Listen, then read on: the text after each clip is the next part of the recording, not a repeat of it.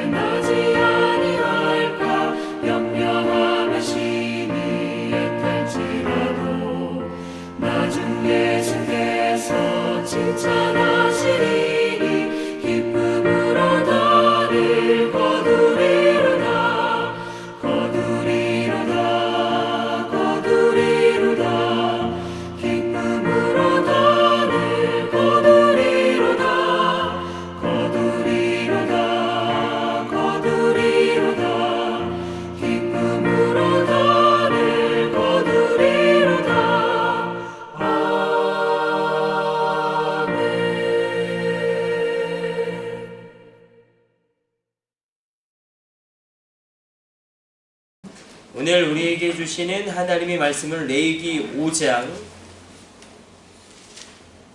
17절과 18절의 말씀입니다.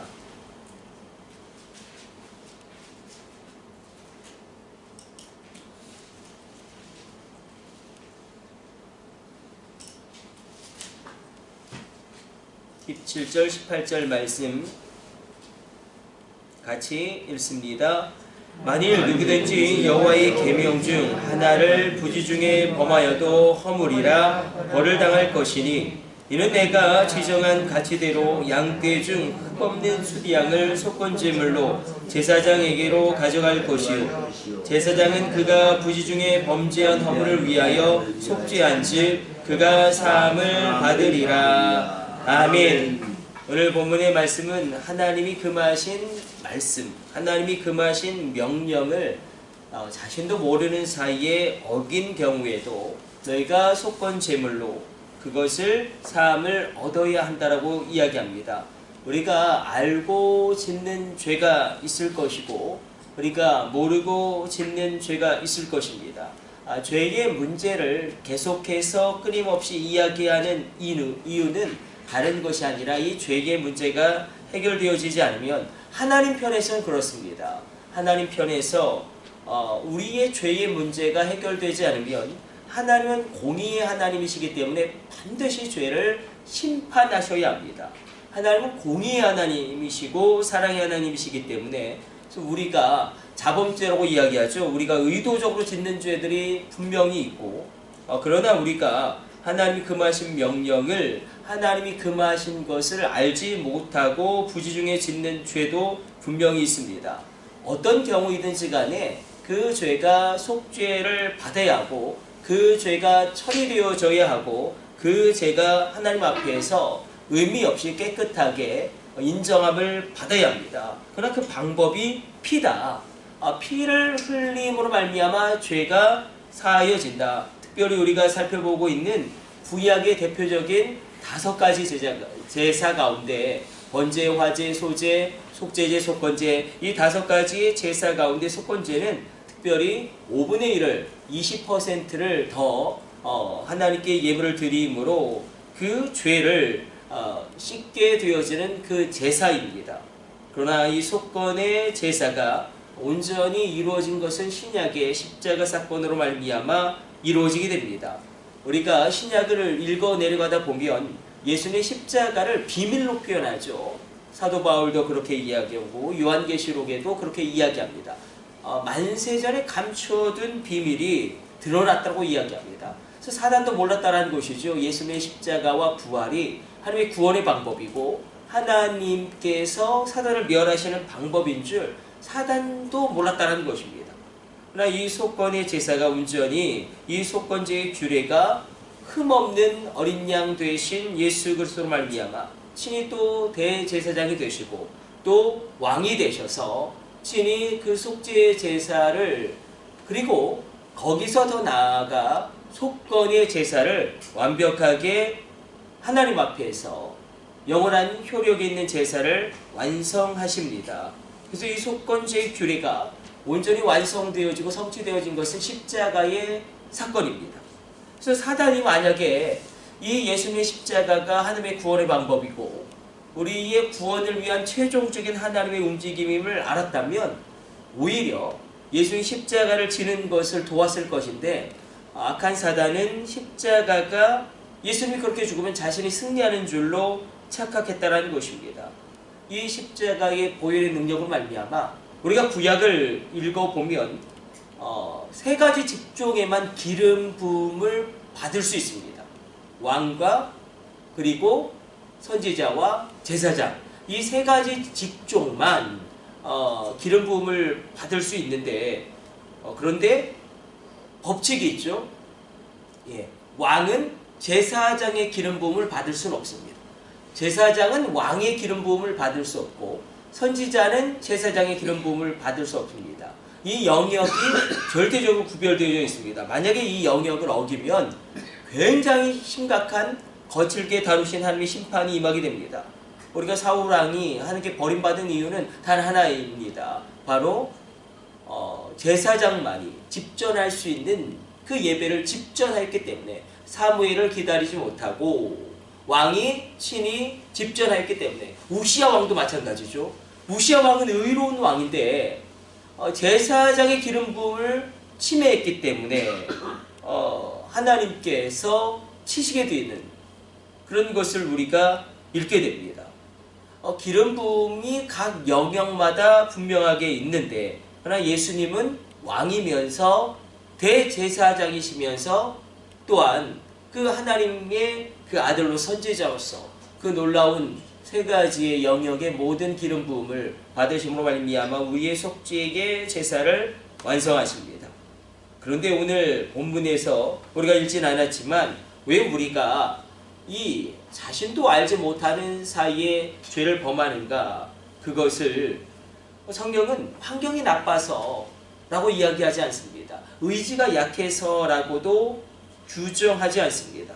어떤 다른 사람의 유혹에 빠져서 뭐 그럴 수도 있겠죠. 그러나 가장 본질적인 것은 우리도 모르는 사이에 죄를 범하게 되는 것은 6장 2절로 여호와께 우리가 신실하지 못할 때, 우리의 신앙생활이 온전하지 못할 때에 우리가 죄의 유혹에 쉽게 넘어간다라고 이야기하고 있습니다. 우리 믿음 생활이 온전할 때에 우리가 부재 중에라도 죄를 범하지 않게 되어지고, 그리고 우리가 성령 안에서 하나님과의 아름다운 교제와 친밀한 교제 가운데 놀라움을 누리게 됨으로 말미암아 이 죄를 이기는 삶을 살게 됩니다. 그래서 우리가 한 가지를 발견하게 되죠. 구약은 내가 죄를 범하지 않으려고 노력합니다. 613가지 율법에 하나님의 명령이 있고 그것뿐만이 아닙니다. 613가지뿐만 아니라 거기에서 파생되어진 지켜야 될 율법들이 얼마나 많은지 모릅니다. 그래서 그것을 어떻게 다 기억하겠습니까? 어떻게 다 그것을 외우겠습니까? 그러니까 어떻게 해서든지 죄를 안 지으려고 노력하는데 그것이 실패합니다. 인간인지라. 그래서 하나님은 예레미야를 통하여 이제 우리의 마음 가운데 기록되어진 율법 성령님을 보내주시겠다고 이야기합니다. 그래서 우리가 한 가지를 발견하게 되어지는데 성령이 충만하면 죄를 이깁니다. 성령이 충만하면 내가 죄의 유혹도 이기고 그냥 죄를 이기게 되어지는 삶을 살게 됩니다. 그래서 성령이 충만하면 우리 권사님들 가운데서도 담배 끊는 분들 이야기를 우리가 다 듣지 않습니까? 그렇게 좋던 담배가 성령 충만한 이후에는 너무 역겨워서 피울 수가 없는 거예요. 막 몸이 막 반응하고 알레르기가 일어나고 막 구토가 일어나고, 아니 그렇게 맛있었던 담배가 갑자기 그렇게, 술도 마찬가지죠. 막 독약을 마시는 것처럼 이런 성령 충만이 있을지어다. 성령 충만하면 죄를 이기고 되어지는 삶, 하나님이 기뻐하는 삶을 살아가게 됩니다. 그래서 이 마지막 시대 가운데 우리가 성령님을 인식하지 못하고 성령님의 도우심을 받지 못하고 성령님을 체험하지 못하면 정말로 비참한 그리스도인일 수밖에 없습니다. 그리고 이 새벽에 우리가 죄의 이 모든 문제를 뛰어넘는 하나님이 주시는 성령 안에서 성령 충만함으로 말미암아 되어지는 인생 사시기를 축복합니다. 그냥 성령 충만함 가운데 내가 살아가는 것 자체가 죄를 이기는 삶이 되어지고, 성령 충만할 때에 나의 몸이, 나의 육체가, 그리고 나의 그 마음이, 나의 영혼이 하나님이 가장 기뻐 받으시는 삶으로 연락되어지게 됩니다. 그래서 그럼 성령 충만은 무엇이냐? 우리 다 체험하고 있겠지만 하나님과 더 가까워지면 성령님은 더 나에게 강하게 역사하십니다. 하나님과 더 가까워지면 그럼 하나님과 어떻게 더 가까워지면 됩니까? 우리가 하나님과 더 가까워진다는 것은 다른 것이 아니겠죠. 우리가 말씀 가운데, 찬양 가운데, 기도 가운데 하나님과 친밀한 교제를 누리는 것입니다. 죄를 막 이기려고 해서 이기는 것이 아니라 그냥 내가 하나님을 사랑하고 예수님을 사랑하고 성령님을 사랑하게 되어지면 성령 충만함으로 말미암아 죄를 이기게 되어지는 가장 놀라운 수준의 가장 깊은 단계의 신앙생활을 영위하게 됩니다. 오늘 이 새벽에 성령의 충만이 있을지어다.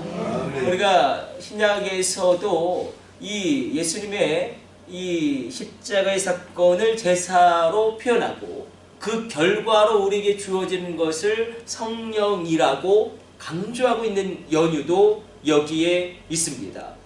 성령 세례가 4번이 나옵니다. 성령 세례가 4번이 나오는데 사도행전에서 성령의 세례가 4번이 나오는데, 그런데 이 성령 세례 가운데 명시적으로는 3번은 그 언어적인 변화가 일어나고 기도의 변화가 일어나지 않습니까? 이 방언의 역사가 일어나지 않습니까? 오늘 이 새벽에 그러므로 말미암아 성령으로 말미암아 돌파되어지고 말씀이 전진되어지고 말씀이 현실화되어지고 하나님의 언약이 성취되어지는 은혜가 임할지어다. 풍성하게 될지어다. 충만하게 될지어다. 이 놀라운 은혜가 우리 가운데 이 새벽에 주어집니다. 우리 기도하겠습니다. 하나님 오늘도 주의 말씀 묵상하였습니다. 우리 신앙생활이 나태할 때에 아니 우리가 성령님에게 감동 감화 받지 못하고 나의 의지, 나의 생각이 강할 때에 우리가 유혹에 넘어질 수밖에 없음을 성경이 기록함을 하나님의 그 경고를 깨달아 알게 하여 주시고 그저 노력하는 인생이 아니라 되어지는 인생 하나님과 가까이 함으로 말미암아 성령이 충만함으로 말미암아 우리 가운데 충만하게 하여 주시고 놀라운 일이 일어나게 하여 주옵소서.